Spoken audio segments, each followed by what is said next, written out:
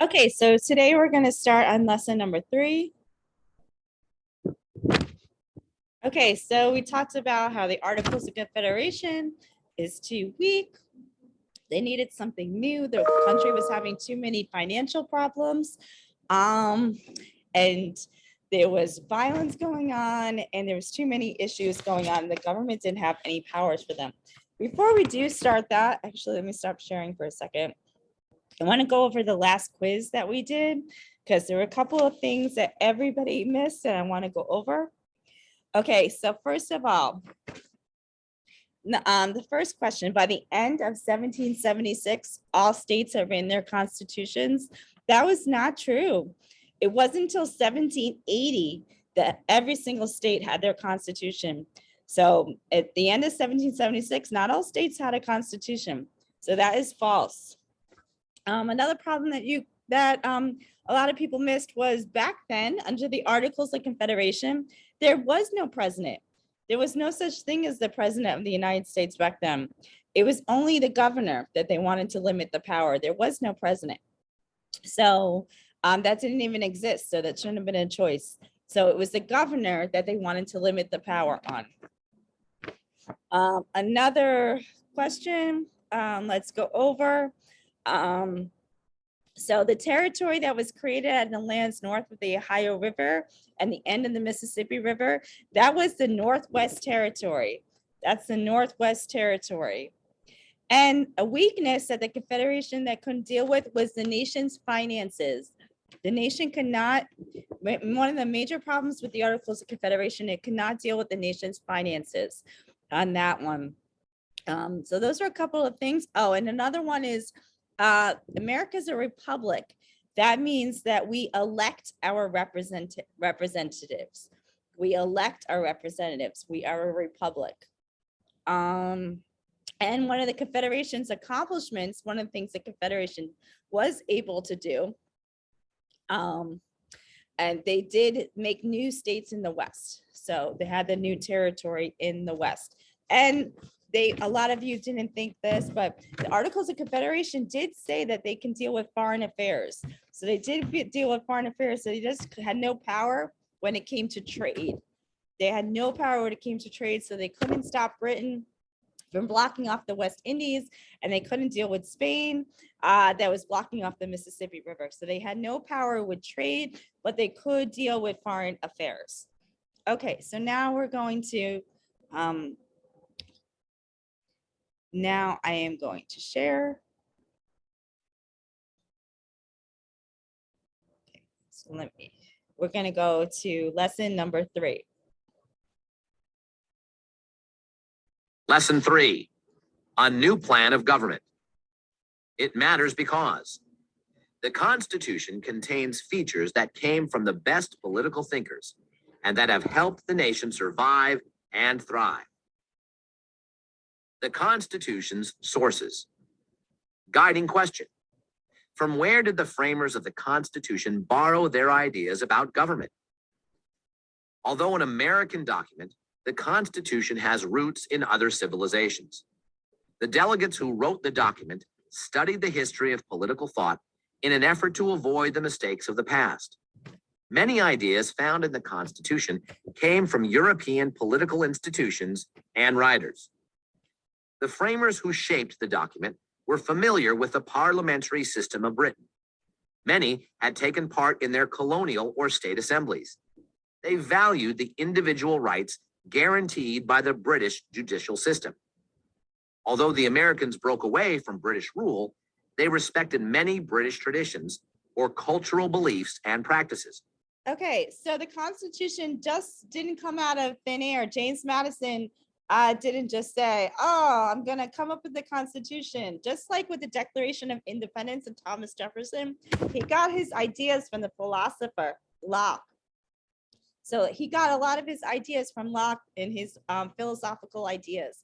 So he didn't just say, oh, here's the Declaration of Independence. So the same thing with the Constitution. The Constitution just didn't come out of thin air. James Madison and his committee and Governor Morris and everybody on the committee, they took the ideas for the Constitution from many other British influences. European influences. The English Magna Carta, 1215, placed limits on the power of the monarch. Parliament, England's lawmaking body, became a force that the king or queen had to depend on to pay for wars and the royal government. Like Parliament, colonial assemblies controlled their colonies' funds. The assemblies had some control over colonial governors. The English Bill of Rights of 1689 was another model for Americans. In fact, many people in the United States felt the Constitution also needed a Bill of Rights. The framers believed in the ideas about the nature of people and government put forth by European writers of the Enlightenment. The Enlightenment was a movement of the 1700s that promoted knowledge, reason, and science as a means of improving society. James Madison and other framers of the Constitution were familiar with the work of John Locke and Baron de Montesquieu, two philosophers of the Enlightenment. Okay, so just like the Declaration of Independence, where John Locke was a major influence on that, and Thomas Jefferson, the Age of Enlightenment was also a big influence for the Constitution. And the English Bill of Rights from 1689, that was another model they used, very important. The English Magna Carta back in 1215, which placed limits on the power of the monarch. After everything that happened to Americans, they did not want another king and to deal with all over again. So trust me, they did not want that. So they used the English Magna Carta. Very important that you know what the Magna Carta is. It placed limits on the power of the monarch back in 1215. And the English Bill of Rights in 1689 was another model that they used. And that is how they framed the Bill of Rights that eventually will be entered into the Constitution. Again, they looked at John Locke and Montesquieu, two philosophers during the Enlightenment, as far as ideas for that. So very important that you know that they just didn't think of it. It just didn't come out of thin air, the Constitution. They used many ideas and many British things, the English Magna Carta, the English Bill of Rights, and philosophers. The English philosopher Locke wrote that all people have natural rights. He stated that these natural rights include the rights to life, liberty, and property. In his two treatises of civil government, 1690, he wrote that government is based on an agreement or contract between the people and the ruler. Americans interpreted natural rights to mean the rights of Britons defined in the Magna Carta and the English Bill of Rights. The framers viewed the Constitution as a contract between the American people and their government. The contract protected people's natural rights by limiting government power. Okay, so John Locke, he believed that everybody had natural rights. Everybody had natural rights, and it also limited government power. And actually, this is a picture of John Locke. He's the British philosopher. That many of our rights that we have today, we can thank John Locke for that. He believed that people were born with natural rights, life, liberty, property. You're born with these rights and the government cannot take them away. The French writer Montesquieu declared in the Spirit of Laws, 1748, that the powers of government should be separated and balanced against each other. This separation would prevent any one person or group from gaining too much power. The framers of the Constitution carefully spelled out and divided the powers of government. Okay, that's where we get our three branches of government: the executive branch, the legislative branch, and the judicial branch. The reason we have these three branches is that so one branch cannot become more powerful over the other. And that comes from Montesquieu and Spirit of Laws in 1748. That is also important to know. Federalism. The Constitution created a federal system of government that divided powers between the national or federal government and the states. In the Articles of Confederation, the states held most powers. Under the Constitution, The states gave up some powers to the federal government and kept others. Federalism, or sharing power between the federal and state governments, is one of the key features of the United States government. Under the Constitution, the federal government gained wide-ranging powers to tax, regulate trade, control the currency, raise an army, and declare war.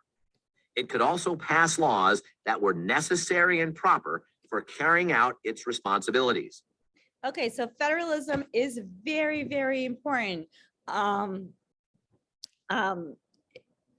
It's one of the key features of the Constitution. It let the federal government now finally regulate trade, which they couldn't do before, control currency, which they couldn't do before. They can also raise an army, declare war, and pass any laws that were necessary. This power would allow Congress to make laws as needed to deal with new situations. The Constitution left some important powers to the states. The states kept the power to control trade inside their borders. They also could set up local governments and schools and establish marriage and divorce laws. Okay, so that continues to our government today. You have federal government, you have state government. There's certain things that the federal government has power over, and there's certain things that the states have power over. Every state has their own laws. What you can do in one state, you may not be able to do in another state. And that comes down to federalism, that the federal government has some powers and the states have other powers.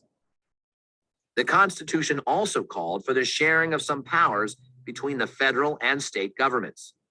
Both federal and state governments would have the power to tax and to establish criminal justice.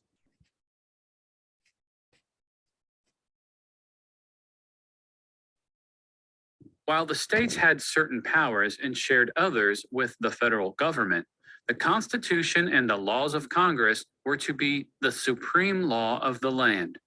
No state could make laws or take actions that went against the Constitution.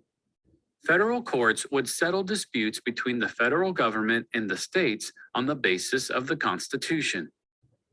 Reading progress check. Describing. What is the principle of federalism? And the Government structure. Sharing the states, the power. Guiding question. Sharing power. How does the Constitution limit the power of the government? The framers of the Constitution used Montesquieu's idea of a separation of powers. They divided the federal government into three branches: legislative, executive, and judicial. The first three articles or parts of the Constitution describe each branch's power and responsibilities. They detail the methods for electing or selecting key members of each branch. Government branches. Article 1 of the Constitution declares Congress to be the legislative branch, or lawmaking branch of the government. Congress is made up of the House of Representatives and the Senate. The powers of Congress include establishing taxes, coining money, and regulating trade. Article 2 of the Constitution sets up the executive branch to carry out the nation's laws and policies. At the head of this branch are the President and Vice President. A special group called the Electoral College elects the President and Vice President. Voters in each state choose the electors who make up the Electoral College. Article 3 deals with the judicial branch or court system. The nation's judicial power resides in one Supreme Court and any lower federal courts Congress creates. The Supreme Court and other federal courts hear cases involving the Constitution, federal laws, and disputes between states. Checks and balances. The Constitution contains a system of checks and balances. This means each branch of government has ways to check or limit the power of the other branches. With this system, no single branch can gain too much power in the government. You will learn more about this system in another chapter. Reading progress check. Explaining. Why does the Constitution divide power among branches of government? Okay, so for that, they use Montesquieu's idea of separation of powers. And they divided up so not one branch can become too powerful. They didn't want the government to become ultra powerful. So divided up in the legislative, executive, and judicial branch. And checks and balances were added in. So to make sure that the executive branch doesn't have more power than the judicial branch.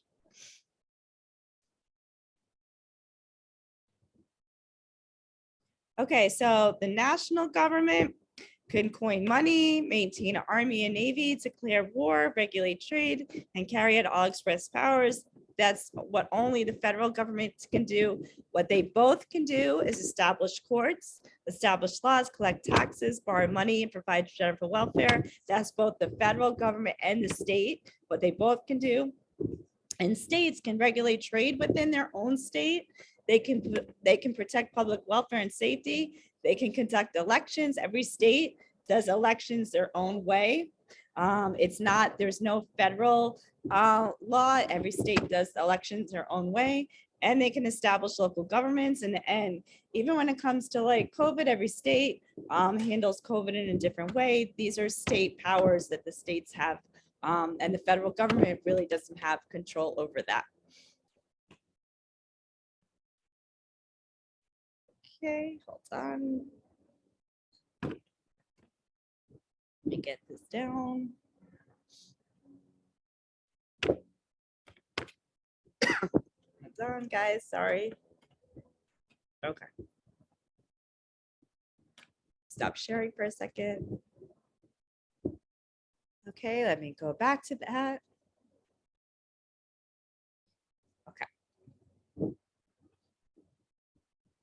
Debate and adoption.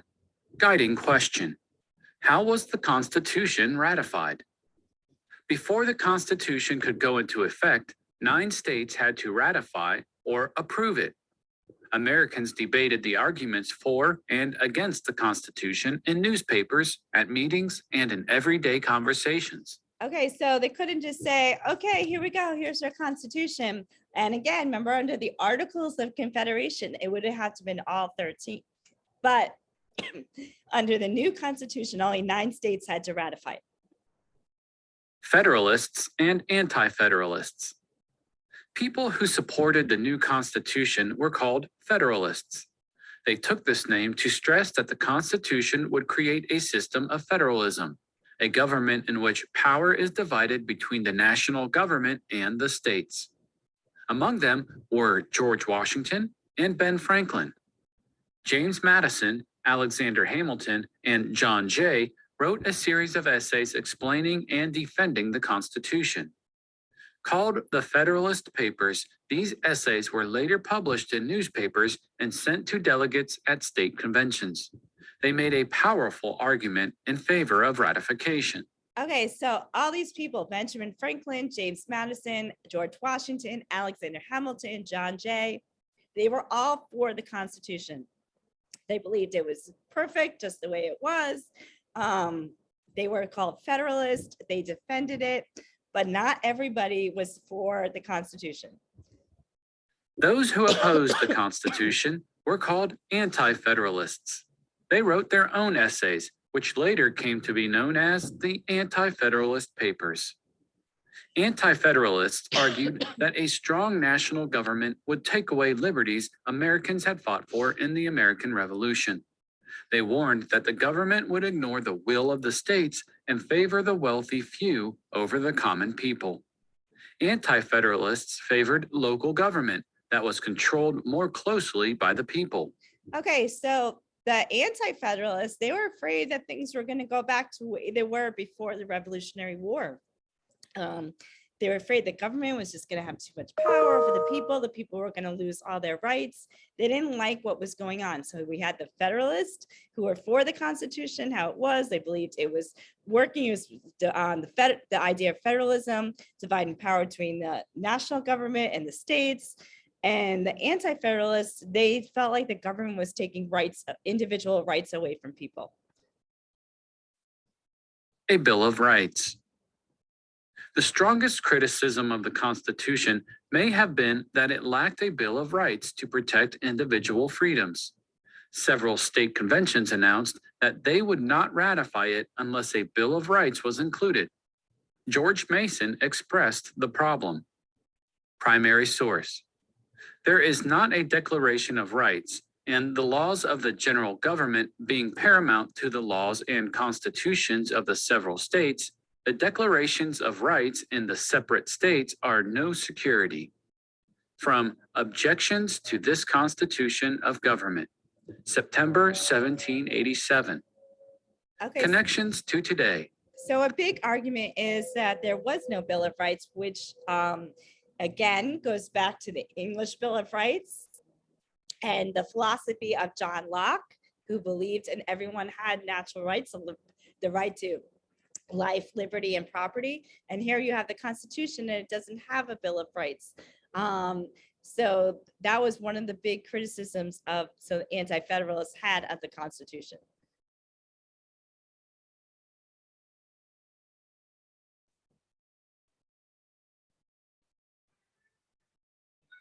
On September 17, 1787, a convention of delegates meeting in Philadelphia adopted the Constitution. That was the first step towards it becoming the law of the land. Now, the states had to ratify it. The convention ruled that only 9 of the 13 states needed to do so for the new government to go into effect. There were strong opinions on both sides of the ratification issue. Those who opposed it were called Anti-Federalists. Their leading voices included George Clinton, the governor of New York, and Robert Yates, a convention delegate, also from New York. They believed the Constitution gave too much power to the federal government. They also criticized the absence of a Bill of Rights guaranteeing individual liberties such as freedom of speech. Those in favor of ratifying the Constitution were called Federalists. Their spokesmen included founding fathers Alexander Hamilton, John Jay, and James Madison. They expressed their views in a series of essays known as the Federalist Papers, considered by many to be the best commentary on the principles of government ever written. The Federalists believed that an energetic federal government was needed to protect the nation and ensure its prosperity. They opposed the inclusion of a Bill of Rights, fearing that it might be interpreted as the only rights people had. As the states debated whether to ratify the Constitution, it became clear that without a Bill of Rights, it would not be accepted. The Federalists conceded the point and agreed to recommend a list of rights that would eventually become the first 10 amendments of the Constitution. On June 21, 1788, New Hampshire became the 9th state to ratify.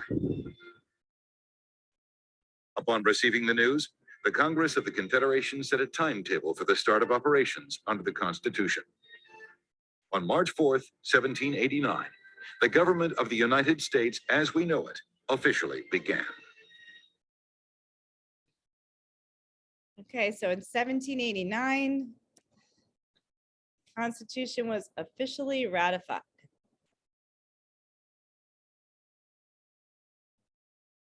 Go back here for a second.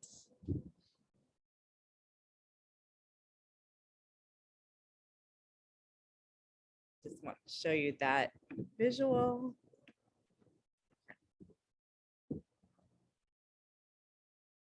Ratifying the Constitution.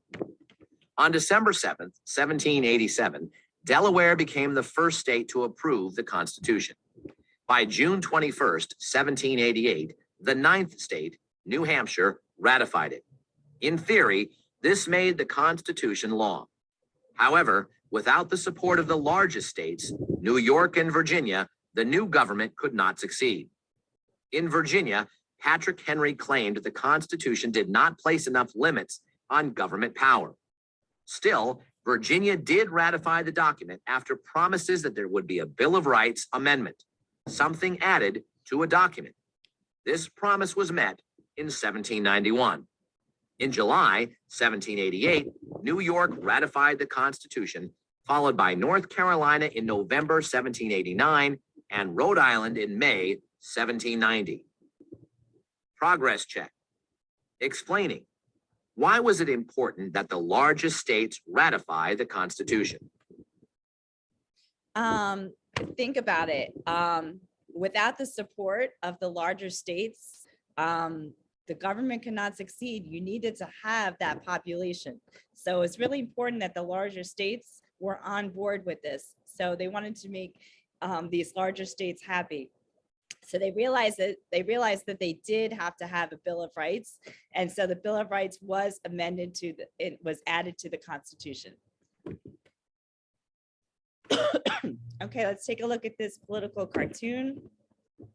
The ratification, the conventions of the 9 states. Now remember, Virginia and New York were like, no way, we're not going to vote for it. It doesn't have a Bill of Rights. We don't like it. And they knew that, okay, yes, we only need the 9 states, but if we don't have Virginia and New York, if we don't have these large states, the population, our government is never going to succeed. We need to have these large states in their population. So we need to compromise, and we're going to put the Bill of Rights in there. And this will make Virginia and New York happy. So again, Virginia and New York were not happy because there was no Bill of Rights. But if we add a Bill of Rights to it, then they would be happy, and so then they added it into there. Okay, so there will be a test on Thursday. So study chapter 7. Thank you. If you have any questions, just send me an email.